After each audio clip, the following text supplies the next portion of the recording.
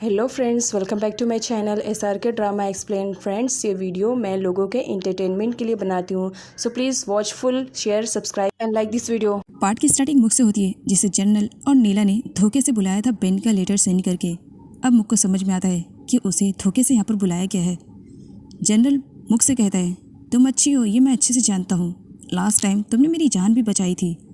बस तुमसे एक बात पूछना चाहता हूँ, सच सच बताना। और नीला का भी सेम क्वेश्चन रहता है कि उस दिन वो लोग उसे फॉलो क्यों कर रहे थे, और साथ ये भी कि बेन कौन है, क्या वो एक स्पाई है। बेन की सच्चाई के बारे में वो लोग मुख से सुनना चाह रहे थे। तभी मुख को यहाँ पर पास्ट का फ्लैशबैक याद आता है कि ने उसे मना किया था कि चाहे कुछ भी हो जाए वो बेन की असलियत किसी के भी सामने बताए ना।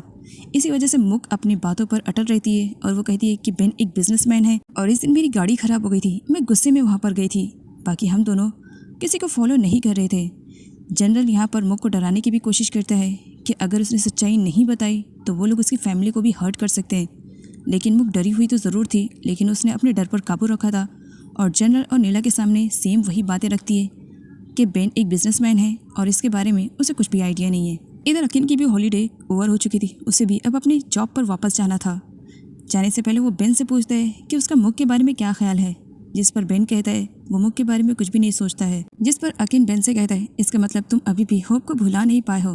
बेन कहता है, जो भी लड़की मेरे साथ रिलेशनशिप में आएगी उसे सब कुछ छोड़ना पड़ेगा। लाइक कि मैं उसे कहीं घुमाने नहीं ले जा सकता हूँ, ना ही मैं उसे डिनर के लिए ले जा सकता हूँ, ना ही मैं उसके साथ किसी चीज़ में सेलिब्रेशन में इन्वॉल्व हो सकता हूँ। इवन मैं तो वैलेंटाइन डे भी सेलिब्रेशन में इन्वॉल्व नहीं हो सकता हूँ। मेरी इस तरह की जॉब है।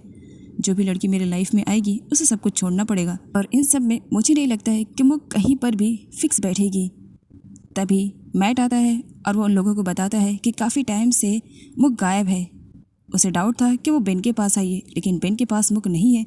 इसका मतलब मुख के साथ ज़रूर कुछ ना कुछ गलत हुआ है। इधर बेन के फ्रेंड को विलेज वाले पकड़ लेते हैं और उसके पास से एक लिपस्टिक निकलती है, जिस पर बेन के फ्रेंड का कहना था कि वो लिपस्टिक नहीं है, लिप बाम है, जिसे मैं यूज़ करता हूँ। बाकी वो कोई भी ऐसी चीज़ नहीं है जिसके थ्रू किसी को हार्म कर दिया जाए। प्रिंसेस का कहना था कि बेन का फ्रेंड लुक से गवर्नमेंट स्पाई लग रहा है, तो इसी वजह से उसे कैद करके रखा जाए। लेकिन हाँ, याद रखे कि कोई भी उसे हर्ट ना करे, उसे मरना नहीं जब तक कि वो सच्चाई ना उगल दे। बेन को मुख तो मिल जाती है, लेकिन वो बहुत बुरी तरीके से डरी हुई थी और रो भी रही थी। बेन उसे समझाता है। आगे मुख जब शांत होती है तब बेन को जनरल और नीला के बारे में बताती है कि किस तरह उसे धोखे से बुला करके बेन के बारे में वो लोग पूछताछ करने चाह रहे थे।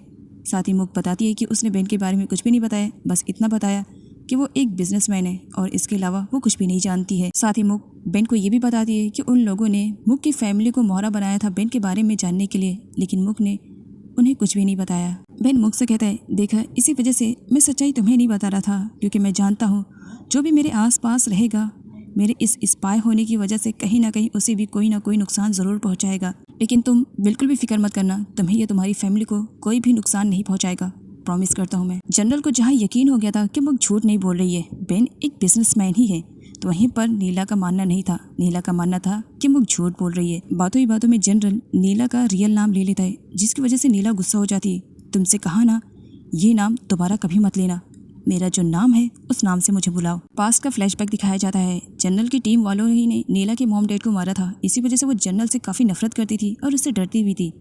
उसके घर पर आने के बाद भी वो उससे नफरत करती थी और वहाँ से भागने की कोशिश करती, लेकिन वो पकड़ी जाती थी। और अगर नीला को कोई पहचान लेता था कि वो प्रिंसेस है तो जनरल उसे मार भी डालता था, क्योंकि वो नीला को सेव करना चाह रहा था।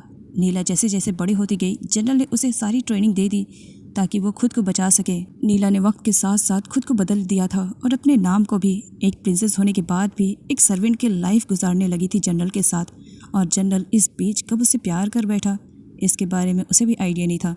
नीला को जब भी कोई परेशान करता या उसके साथ बदतमीज़ी करता तो जनरल हर वक्त नीला के सपोर्ट में रहता।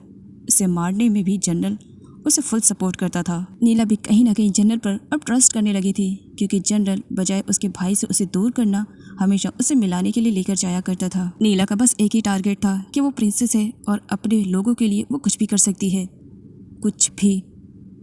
नीला के जाने से पहले जनरल उसे कहता है कि क्या वो उसके साथ लास्ट टाइम डांस कर सकती है। पहले तो नीला मना करती है, लेकिन बाद में वो मान जाती है और उसके बाद जनरल और नीला एक साथ एक सॉन्ग पर डांस करते हैं। जनरल अपने आप पर कंट्रोल नहीं कर पाता है और यहाँ पर वो नीला को किस कर लेता है और पीछे से माया ये सब कुछ देख लेती है विंडो के थ्रू। माया हर्ट होती है और इसी के साथ वो पास्ट का फ्लैशबैक याद करती है कि किस तरह जनरल ने उसे प्रपोज किया था। फैमिली वाले नहीं मान रहे थे उन दोनों की शादी को लेकर के, लेकिन जनरल ने सबको मना लिया था। लेकिन जनरल ने ये सब कुछ नीला की वजह से किया, ये जान करके माया को काफ़ी बुरा लगता है। बेन भी कहीं ना कहीं अब मुख पर ट्रस्ट करने लगा था।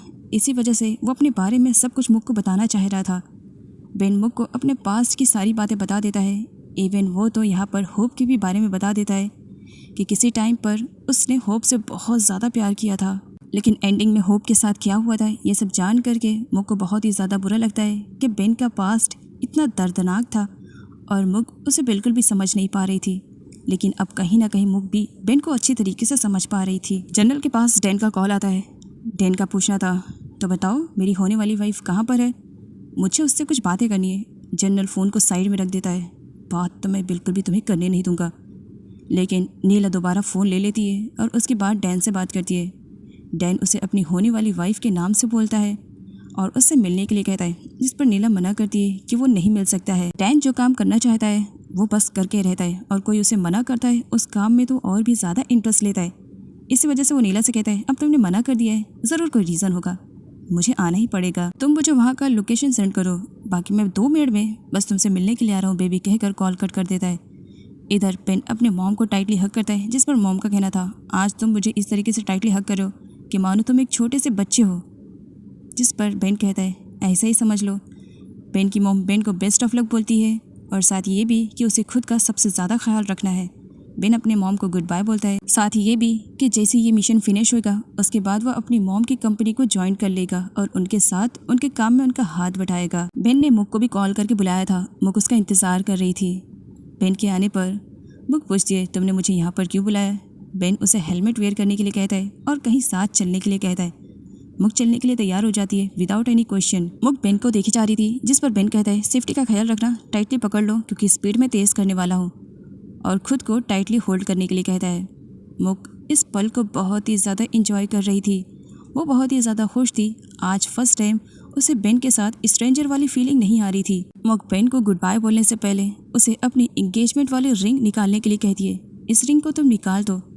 जिस पर बेन कहता है, लेकिन तुम ऐसा क्यों चाहती हो। तब मुक कहती है, ऐसा नहीं है कि ये रिंग मुझे पसंद नहीं है, एक्चुअली इस रिंग को तुमने मुझे नहीं पहनाया था। जब तुम्हारा मिशन कंप्लीट हो जाएगा उसके बाद इस रिंग को तुम मुझे खुद पहनाना और तब तक इस रिंग का अच्छे से ख्याल रखना कहकर रोने लगती है। बेन मुक के आंसुओं को पोंछते हुए कहता है, क्या मुझे लास्ट टाइम इस तरीके से गुड बाय कहोगी कहकर उसे टाइटली हक कर लेता है। मैट मुक से रीज़न पूछता है कि वो इतनी ज़्यादा अपसेट क्यों है। जिस पर मुक कहती है, क्या मेरी जासूसी कर रहे हो। देखो मैं पहले तुम्हें बता दे रही हूँ, तुम जस्ट मेरे एक फ्रेंड हो, इसके अलावा मैं तुम्हारे बारे में कोई भी बात नहीं सोचती हूँ। जबकि मैट का ऐसा नहीं था। मैट मुक को बहुत ज़्यादा लाइक करता है। बेन को लेने के लिए एक अननोन पर्सन आता है जो जाने से पहले बेन को कहता है कि वो अपने फेस को कवर करे। बेन अपने फेस को कवर कर लेता है। जनरल अपनी वाइफ से बात करने की कोशिश करता है। वो उसे समझाता है कि वो किसी भी कंडीशन में नीला की हेल्प करे क्योंकि उसकी पावर की वजह से ही जनरल उसकी हेल्प कर सकता है। लेकिन नीला साफ मना कर देती है, तुमने मेरे साथ चीट किया, मुझे धोखे में रखा, बजाय इसके कि मैं तुम्हें डिस्ट्रॉय करूं, तुम्हारा असली चेहरा सबके सामने लाऊं। तुम चाहते हो कि मैं तुम्हारी हेल्प करूं, मर जाऊंगी लेकिन तुम्हारी हेल्प कभी नहीं करूंगी। जिस पर जनरल को बुरा लगता है और वह एक बार फिर से माया पर भड़क पड़ता है और उसे मारता भी है।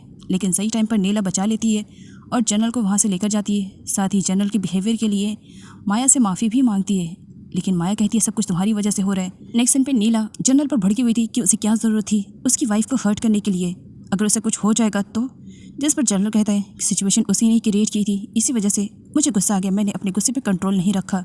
जनरल को मालूम पड़ता है कि बेन आ चुका है।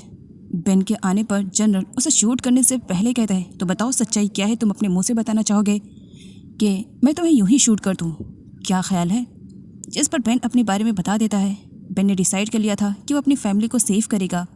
अगर वो नहीं बताएगा जनरल को तो जनरल उसकी फैमिली को कहीं ना कहीं हर्ट करेगा उसकी जासूसी के चक्कर में। तो इसी वजह से बेन बता देता है कि वो गवर्नमेंट का भेजा हुआ एक स्पाई है जो कि अपने मिशन पे लगा हुआ है। बेन जनरल को अपनी सच्चाई बताने के लिए गया है, ये सिर्फ मुक को ही मालूम रहता है। वो बेन की मॉम को भी बता देती है। बाद में रियलाइज़ होता है कि उन्हें कोई फॉलो कर रहा है, जहाँ पर मुक उन 2 बंदों की अच्छी वाली बैंड बजाती है कि उन्हें फॉलो करने की ज़रूरत नहीं है। यहाँ पर बेन की मॉम को अपने हस्बैंड के थ्रू मालूम पड़ता है कि जिन 2 बंदों की पिटाई मुक अच्छी तरीके से कर रही है वो उनके ही भेजे हुए स्टाफ है। बेन की मॉम रीज़न पूछती है कि ये सब करने की क्या ज़रूरत थी, जिस पर बेन के डैड बताते हैं कि ऐसा करने के लिए बेन ने ही कहा था। पास्ट का फ्लैशबैक दिखाया जाता है। बेन ने अपने डैड को सब कुछ बता दिया था कि वो जनरल के सामने अपनी सच्चाई बताने जा रहा है, इस वजह से ताकि जनरल को जब बेन की सच्चाई पता चल जाएगी तब वो उसकी फैमिली वालों को हर्ट करना बंद कर देगा, वो जासूसी नहीं करेगा और अपनी फैमिली को सेव करने के लिए गार्ड्स भी वहाँ पर सेंड कर दिए थे। अब जबकि जनरल को बेन की सच्चाई के बारे में पता चल गया था, जहाँ बेन ने कहा था दुनिया के सामने कि वो एक बिजनेसमैन है, तो अब जनरल जान चुका था कि वो बिजनेसमैन नहीं है बल्कि गवर्नमेंट की तरफ से भेजा हुआ एक स्पाई है जो कि अपने मिशन पे लगा हुआ है। जनरल यहाँ पर बेन को नीला से इंट्रोड्यूस करवाते हैं। बेन को नहीं मालूम था कि नीला प्रिंसेस का की सिस्टर है। बाद में जब उसे मालूम पड़ता है कि प्रिंसेस का की सिस्टर है तो उसे भी बहुत ज़्यादा हैरानी होती है, क्योंकि बेन को अभी तक यही लगा था कि प्रिंसेस का की सिस्टर मर चुकी है और जिंदा सही सलामत देखना यह उसके लिए किसी शॉकिंग न्यूज़ से कम नहीं थी। जनरल बेन से डील करने के लिए उससे हाथ मिलाने के लिए कहता है। बेन कहता है अगर मैं मना करूँ। जनरल उसकी फैमिली और मुक की फैमिली को फ़ोटो शो करते हुए कहता है अगर तुमने हाथ मिला लिया तो इनकी सेफ्टी का जिम्मा मैं लेता हूँ, नहीं तो इन्हें बर्बाद करने का जिम्मा भी मैं ले रहा हूँ। मैट भी बेन को फॉलो करते हुए एक घर के पास पहुँचता है और उसकी फ़ोटो अपने डैड को सेंड करता है। डैड मैट को कहते हैं कि वो जितनी जल्दी हो सके वहाँ से भागे, क्योंकि वो जनरल का घर है और अगर किसी ने देख लिया तो वो जान से जाएगा। जितनी जल्दी हो सके वो 90 की स्पीड से वहाँ से भागे। वो जाने लगता है, लेकिन वहाँ पर डैन को देख करके वो रुक जाता है। डैन को गार्ड्स अंदर नहीं आने दे रहे थे। डैन को बहुत ही ज़्यादा बुरा लगता है और वो गार्ड्स को भी शूट कर देता है। तब जनरल बाहर आते हैं और उन्हें मालूम पड़ता है कि किस तरह डैन ने तबाही मचा कर रखी है। वो उसे शूट करते हैं, लेकिन तभी वहाँ पर बेन भी आ जाता है। बेन डैन को देख लेता है और अपना पास्ट का फ्लैशबैक याद करता है कि किस तरह डैन की वजह से उसने अपनी होप को खोया था। बस आउट ऑफ कंट्रोल हो जाता है। इतने सालों बाद डैन को अपने सामने देख करके वो डैन के पास जाता है, जिस पर जनरल और नीला बस एक दूसरे को देखे जा रहे थे कि क्या ये दोनों एक दूसरे को जानते हैं। डैन बता देता है कि वो बेन को अच्छी तरीके से जानता है, क्योंकि बेन पहले उसी के ही ग्रुप में था। साथ ही यहाँ पर डैन तो आउट ऑफ कंट्रोल वाली बातें कर देता है कि बेन की वाइफ उसी की वाइफ रहेगी, जिस पर बेन आउट ऑफ कंट्रोल हो जाता है और उसके बाद वो डैन की अच्छी वाली पिटाई करता है। मारपीट की आवाज़ सुनते ही माया उठ जाती है। वो विंडो के पास जाती है और डैन से हेल्प की डिमांड करती है।